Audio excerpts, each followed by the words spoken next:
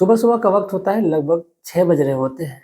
इतने में एक घर से चीखने की चिल्लाने की आवाज़ आने लगती है। जैसे ही चीखने चिल्लाने की आवाज़ आस पड़ोस के लोग सुनते हैं, वो लोग मौके पर पहुंचते हैं। पहुंच करके देखते हैं कि एक लड़की जो बदहास हालत में पड़ी हुई है। लोग उसको संभालते हैं और पूछते हैं कि आखिर बात क्या है। जैसे ही लड़की थोड़ी सी होश में आती है, संभालती है खुद को, तो वो बताती है कि उस कमरे में देखिए मेरे भाई को किसी ने मार दिया है। अब जैसे ही मोहल्ले के लोग इस बात को सुनते हैं कि उसके भाई को किसी ने मार दिया है, लोग जल्दी जल्दी में उस कमरे में जाते हैं और देखते हैं कि जो कमरा है वो खून से पूरा लथपथ पड़ा हुआ है। अब जैसे ही कमरा खून से लथपथ है तो फिर मामला कहीं ना कहीं मर्डर का था। और घर के जो सदस्य हैं, बाकी लोग, वो लोग रिश्तेदारी में गए हुए थे, शादी में। उन लोगों को भी फोन किया जाता है। मौके पर पुलिस भी आती है और पुलिस के आने के बाद से फिर पुलिस जांच पड़ताल में जुटती है। लेकिन जब पुलिस इस मामले का खुलासा करती है तो सभी लोग वाकई हैरान हो जाते हैं, परेशान हो जाते हैं कि आखिर एक कातिल इतने शातिर तरीके से कैसे कत्ल कर सकता है। इतना खौफनाक अंजाम नहीं होना चाहिए था। एक मासूम लड़के का जिसकी उम्र यही लगभग कोई 11 साल के करीब रही होगी, उसी लड़के की ये हालत एक दरिंदे ने कर दी थी। तो जानने वाले इस पूरी सच्ची घटना को कि आखिर पूरा माजरा क्या है। नमस्कार, प्रणाम, मैं अविनाश। वारदात तक के एक नए एपिसोड में आज जिस सच्ची घटना के साथ आप लोगों के बीच में आया हूँ, ये सच्ची घटना उत्तर प्रदेश के प्रयागराज की है।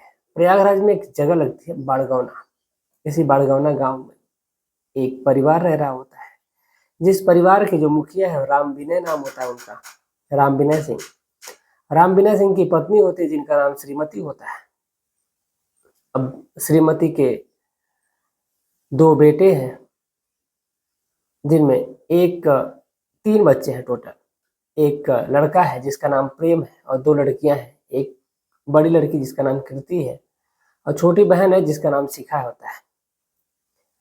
अब ये 5 लोगों का जो परिवार है वो बेहद सुखमय और शांतिपूर्ण चल रहा होता है। सब कुछ इसके जीवन में अच्छा चल रहा होता है। लेकिन अब वक्त का पहिया बड़ा ही तेजी से गुजरता है और एक दिन जो विनय है, राम विनय है, उनके ससुराल में शादी पड़ी होती है और राम विनय अपने परिवार के साथ, सभी लोगों के साथ जाने वाले होते हैं। सभी लोगों को जाना होता है, लेकिन छोटे भाई होता है जिसका नाम प्रेम होता है, उसका एग्जाम होता है। उसी एग्जाम के चलते जो लड़का है वो नहीं जा पाता है। तो साथ ही साथ उसकी जो बड़ी बहन होती है जिसका नाम कीर्ति होता है, कीर्ति को रोक दिया जाता है कि तुम एक काम करो, घर पे रहो और घर पे रहने के बाद से तुम अपने भाई की देखभाल करना, इसको सुबह समय से तैयार करना और इसको स्कूल भेज देना। बाकी जो लोग होते हैं यानी कि राम विनय, उनकी वाइफ और उनकी एक बेटी जिसका नाम शिखा है, ये तीनों लोग चले जाते हैं और जाकर के वहाँ पे शादी एंजॉय कर रहे होते हैं। रात होती है। रात में एक व्यक्ति घर में घुसता है और घर में घुसने के बाद से उस लड़के का, छोटा जो लड़का है जिसका नाम प्रेम है, प्रेम का मर्डर कर देता है।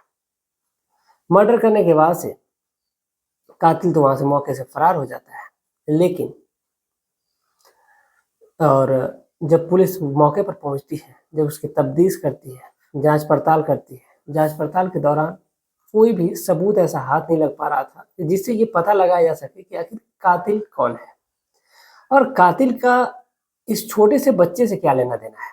आखिर उसकी किसी से दुश्मनी भी क्या हो सकती है। 11 साल का बच्चा जो इतना साधारण सा रहने वाला बच्चा है, आखिर उसकी किसी से दुश्मनी क्या हो सकती है।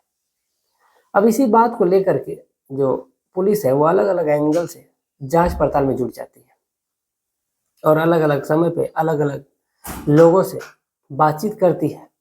गांव में भी अपने मुखबिरों को एक्टिव करती है कि पता लगाया जाए कि आखिर बात क्या है और कातिल कौन है।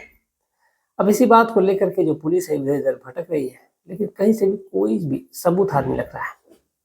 दरअसल जब इधर पोस्टमार्टम रिपोर्ट आती है तो पोस्टमार्टम रिपोर्ट में ये खुलासा हो जाता है कि पहले बच्चे का गला दबाया गया, उसके साथ उस लड़के ने जब जोर जबरदस्ती छुड़ाने की कोशिश की तो उसके बाद से उस लड़के को चाकुओं से मारा गया।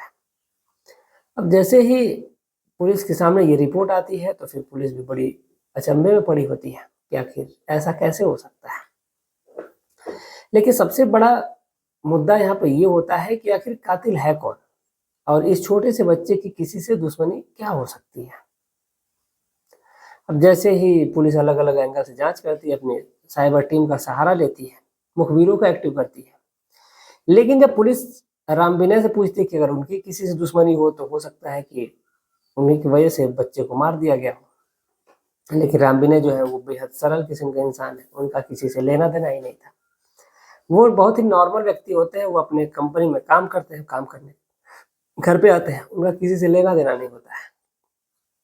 लेकिन इधर अब पुलिस परेशान है, क्या करे भी तो क्या करे। इधर गांव के लोग प्रेशर बना रहे हैं, लोग रोज जुलूस निकाल रहे हैं कि आखिर ऐसा पुलिस इतनी अच्छे से आसानी से कैसे बैठ सकती है। एक बच्चे की हत्या हुई है और पुलिस उसकी जांच पड़ताल भी नहीं कर रही है, लेकिन पुलिस जो है वो अपने एंगल से अलग अलग जांच पड़ताल में जुटी रहती है। अब जो मुखबिर होते हैं वो सोचते हैं कि वो अलग अलग एंगल से वो भी पूछताछ करते हैं, लेकिन कहीं से कोई भी सुराग हाथ नहीं लगता है। लेकिन पुलिस को ये लगता है कि एक काम करते हैं कि जिस घर में ये मर्डर हुआ है, चलते उसी घर की अच्छे तरीके से तलाशी लेते हैं, और उस दिन जो घर पे कौन कौन होता है ये क्लियर करते हैं वो लोग। तो पता चलता है कि 3 लोग घर पे नहीं होते हैं, घर में बस भाई होता है और बहन होती है, यानी कि प्रेम होता है और कीर्ति होती है। जो कृति है, अब कृति से पूछताछ की जाती है कि आखिर ये बताओ कि बात क्या है, आखिर कब तक और कैसे क्या क्या हुआ है। जब कीर्ति से पहले तो पुलिस इस बात की पूछताछ कीर्ति से नहीं करती, छोटी सी बच्ची थी, पहले उससे एक बार बातचीत करती है, तो बातचीत करने के दौरान जो कीर्ति है वो बता देती है कि हाँ, जब वो सो करके उठी तो फिर उसके भाई का किसी ने मर्डर कर दिया था।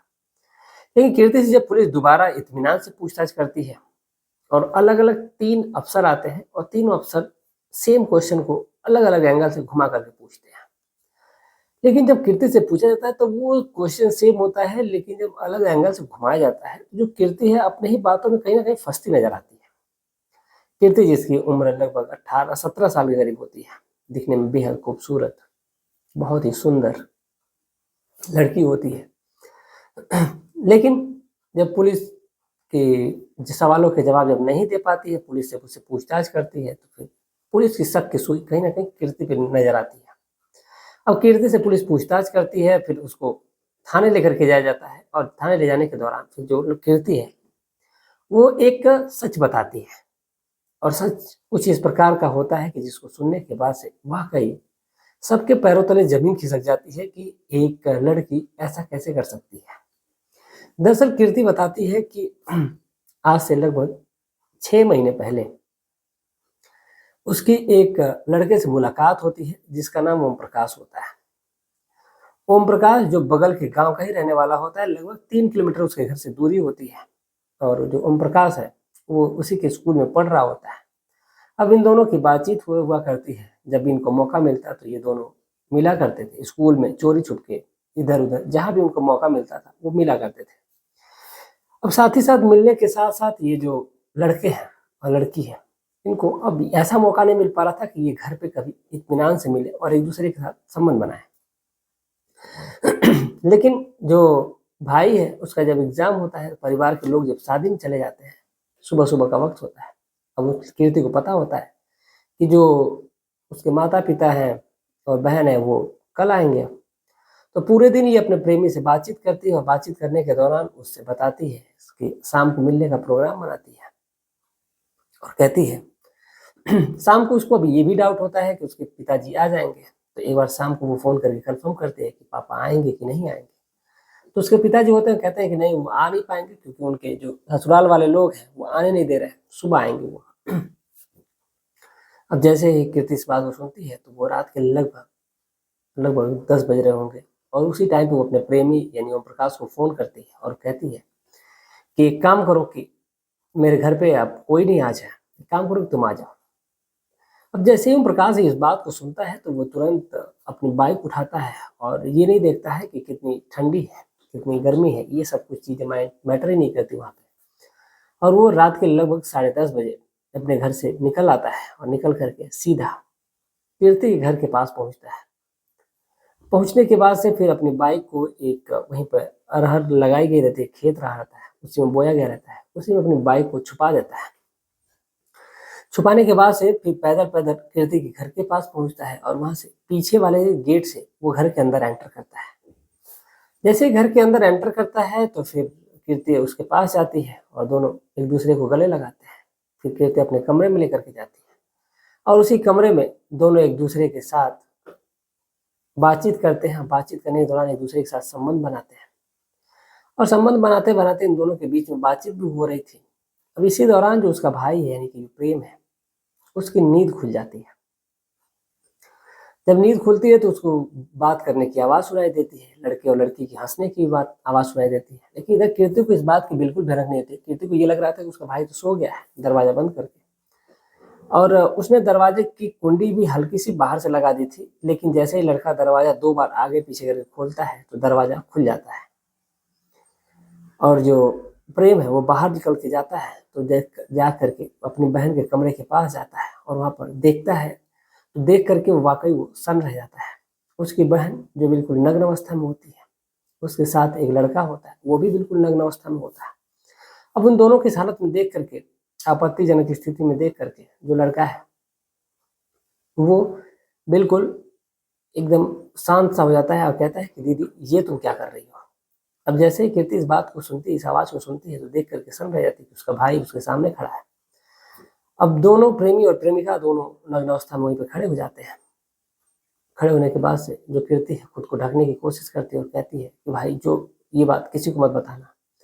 लेकिन जो लड़का होता है प्रेम, वो कहता है कि चाहे कुछ भी हो जाएगा, इस बात को मैं पापा से जरूर बताऊंगा और पापा जैसे ही सुबह में आएंगे उनको मैं बताऊंगा। तो फिर जो कीर्ति होती है वो मना करती है, लेकिन वो कहता है कि काम करता हूँ, मैं अभी फोन करके पापा को बता देता हूँ। और वो जाता है फोन की तरफ। जो कीर्ति अपने प्रेमी को इशारा करती है और जो उसका प्रेमी है वो आपत्तिजनक स्थिति में दौड़ता हुआ उस लड़के के पास जाता है और उसको उठा लेता है गोद में। उठा करके बिस्तर पे उसी के कमरे में जाते हैं और जाने के बाद से उस लड़के को पहले तो उसके गला दबाया जाता है, तकिए से उसके नाक को दबाई जाती है। वो लगता है कि लड़का मर चुका है, लेकिन उसके शरीर में अभी हल्की फुल्की जान होती है। अब इसीलिए जो लड़की है कीर्ति, वो चाकू लाती है और चाकू से अपने ही भाई के ऊपर ताबड़तोड़ वार कर देती है, जिससे उसका भाई जो है वो मर जाता है। और उस चाकू को लेकर के जो उसका प्रेमी है वहां से फरार हो जाता है, ताकि इस बात का किसी को शक न हो, अंदेशा न हो और कोई भी वेपन न मिले, कोई भी वहां पे क्लू न मिले जिस क्लू की वजह से उसका प्रेमी पकड़ा जाए। लड़की अपने कमरे में जाती है और जाकर के इत्मीनान से सो जाती है। सोने के बाद सुबह में उठती है तो फिर वही ड्रामा करती है, रोती है, धोती है।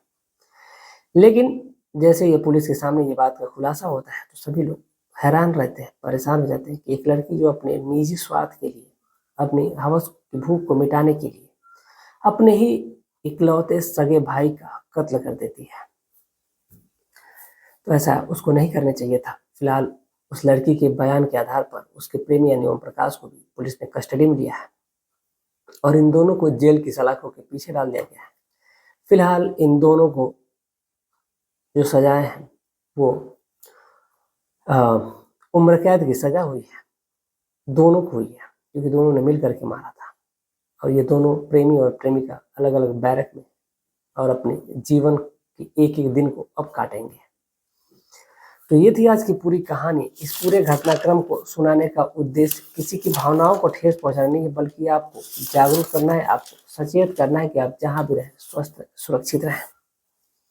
आप अपना ध्यान रखें, अपने परिवार का ध्यान रखें। जाते जाते कुछ हमारे दोस्त हैं जिन्होंने कमेंट किया है। रेनू हसन जी हैं, चंदन शर्मा जी हैं, चंदन राजभर जी हैं, ये उत्तर प्रदेश के रहने वाले हैं, गोरखपुर के। शिव प्रसाद जी हैं, मदन जी हैं, इस्माइल जाकर अली जी हैं, नंद किशोर जी हैं, राहुल कुमार जी बिशनपुर से, प्रदीप कुमार जी हैं, हरदेव सिंह जी हैं, विनोद कुमार जी हैं, प्रिया जी हैं और संतोष कुमार जी हैं, जामिल अली जी हैं, ये नेपाल से, सुबोध कुमार जी बीएसएफ सिलीगुड़ी के रहने वाले हैं, इरफान खान जी हैं, सोनम जी हैं, हीरालाल जी हैं, प्रताप जी हैं और प्रियंका विश्वकर्मा जी हैं, ये जालौन से हैं। तो आप तमाम लोगों का तहे दिल से शुक्रिया कि आप लोग इतना प्यार और सपोर्ट बनाए रखें। उम्मीद है कि ऐसे ही अपना प्यार और सपोर्ट बनाए रखेंगे। मिलते हैं एक और सच्ची घटना के साथ, तब तक के लिए जय हिंद, जय भारत।